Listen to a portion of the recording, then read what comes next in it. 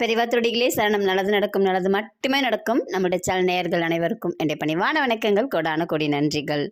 இன்றைக்கி இந்த பதிவில் என்ன பார்க்க போகிறோம் அப்படின்னா, என்னுடைய இதில் ஒரு 2 இன்சிடெண்ட், அந்த இன்சிடெண்ட்லேருந்து நான் எப்படி வெளியில் வந்தேன், என்ன டெக்னிக் நான் யூஸ் பண்ணேன் அப்படிங்கிறது தான் நான் சொல்ல போகிறேன். இன்றைக்கி நான் ஆன்மீகமாக அப்படின்னு நான் எதுவும் சொல்ல போகிறது இல்லை. நீங்கள் கேட்டிங்க அப்படின்னாலே உங்களுக்கு அது வந்து தோண ஆரம்பிக்கும். இது எல்லாமே நான் கற்றுக்கிட்டது, சரிங்களா? என்னுடைய ட்ரைனிங்கில் நான் கற்றுக்கிட்டது. ஒன்று பார்த்தீங்க அப்படின்னா ரீசெண்டாக நடந்தது. ஒரு ஒரு 1 வீக் பிஃபோர் நடந்துச்சு ஒன்று. அது என்னென்னு பார்த்தீங்கன்னா, காலேஜில் நான் ஒர்க் பண்ணிகிட்டே இருக்கேன். அப்போது லேப்டாப் வச்சுட்டு தண்ணி குடிக்கிறதுக்கு பாட்டிலை திறந்து தண்ணி குடிக்கிறதுக்கு திறந்தேன். அப்படியே லேப்டாப்பில் தண்ணியை ஊற்றிட்டேன். அடுத்த நிமிஷம் எனக்கு என்ன பண்ணுறதுன்னு தெரியல. அப்போ எனக்கு பக்கத்தில் ஒரு ஸ்டூடெண்ட் நின்றுட்டு இருந்தால், அந்தாண்ட ஒரு ஸ்டாஃப் இருந்தாங்க. ஒரு சேர் தாண்டி அந்தாண்ட ஒரு ஸ்டாஃப் இருந்தாங்க. உடனே அந்த ஸ்டூடெண்ட் என்ன பண்ணான்னா, அதை எடுத்து கவுத்தா இன்னொரு ஸ்டாஃப் வந்து அதை தொடைங்க அப்படின்னாங்க. துணி எதுவுமே இல்லை, பேப்பர் எடுத்து தொடச்சேன். அப்புறம் இன்னொரு ஸ்டாஃப் வந்து அன்புன்னு வச்சுக்கோங்களேன், அவர் என்ன பண்ணாருன்னா, அந்த லேப்டாப் எடுத்துகிட்டு வாமான்னார். துணி யாருக்கிட்டையுமே எங்கேயுமே இல்லை. அப்புறம் அவர்கிட்ட கர்ச்சீஃப் எடுத்து வச்சு ஃபுல்லாக தொடச்சார். ஃபுல்லாக தொடச்சிட்டு ஆன் பண்ணக்கூடாது அப்படின்னு சொன்னாங்க. அப்படியே வச்சிட்டோம்.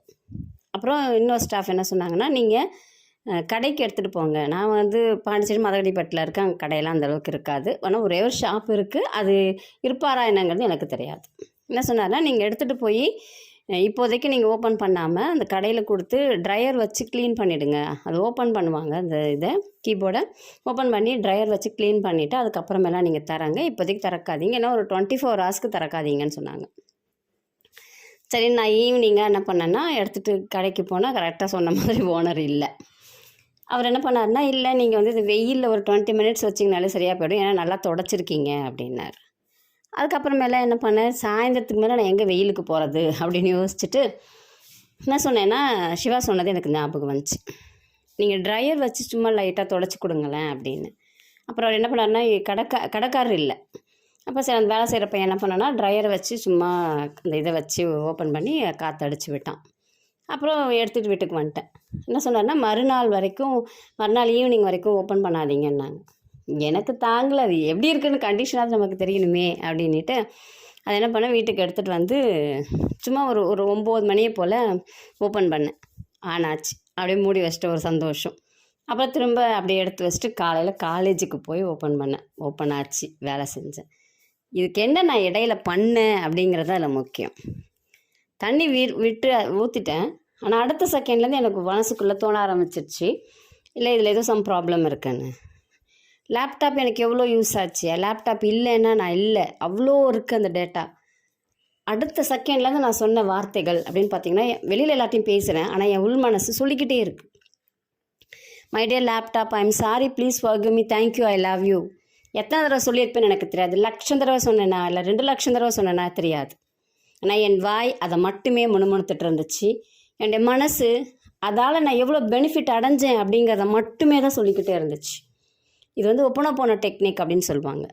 இந்த டெக்னிக் தான் என்னை காப்பாற்றுச்சு. இந்த வேர்ட்ஸ் தான் நான் அதுக்கிட்ட சாரி கேட்டது, நான் அதுக்கிட்ட நன்றி சொன்னது. இதுதான் இந்த யூனிவர்ஸ் கொடுக்கும், செய்யும். இது ரொம்ப ஒரு எளிமையான டெக்னிக். இது உங்களுக்கு தெரியணுன்னா நான் அடுத்த இதில் நீங்கள் போடுங்க, டெக்னிக்குன்னு கமெண்ட் கொடுங்க, நான் அதை சொல்லித்தரேன் உங்களுக்கு. இன்னொரு இன்சிடெண்ட்டு இதே தான். எப்போனா, போன வருஷம் ஆகஸ்ட்டில் நடந்துச்சு.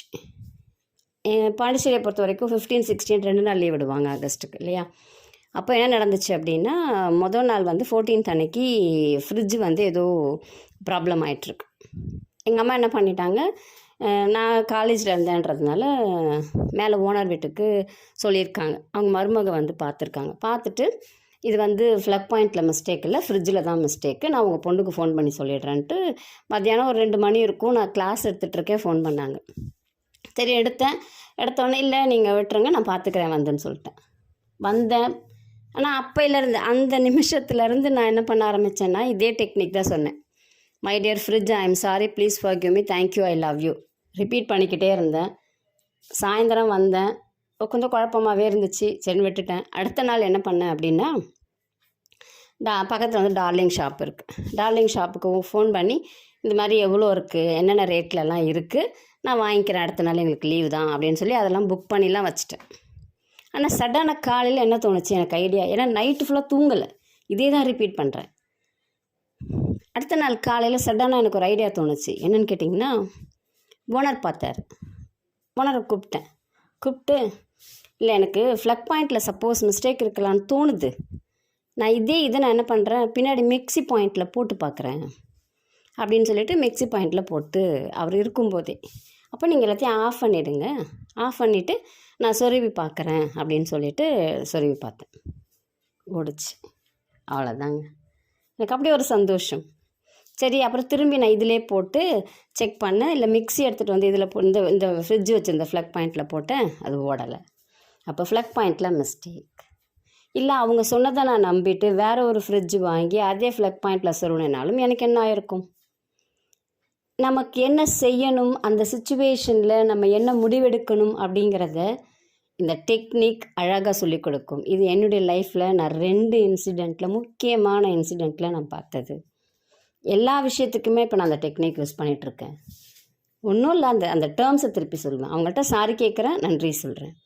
நீங்கள் முடிஞ்ச முயற்சி பண்ணி பாருங்கள், நம்பிக்கையோடு செஞ்சு பாருங்கள், உங்களுக்கு கைமேல் பலன் கிடைக்கும். உங்களுக்கு இன்னும் டீட்டெயில்ஸ் வேணும், அதை எப்படி சொல்லணும், எப்படிலாம் பண்ணலாம், என்னென்ன விஷயத்துக்கெலாம் பண்ணலாம் அப்படின்னு நீங்கள் ஆசைப்படுறீங்க அப்படின்னா கமெண்ட்டில் கொடுங்க, லைக் பண்ணுங்கள், சப்போர்ட் பண்ணுங்கள். நான் நிறைய சொல்லிக் கொடுக்கறதுக்காக வெயிட் பண்ணிகிட்ருக்கேன். யூஸ் பண்ணிக்க முடிஞ்சதை யூஸ் பண்ணிக்கோங்க. நன்றி, வணக்கம், நல்லதே நடக்கும்.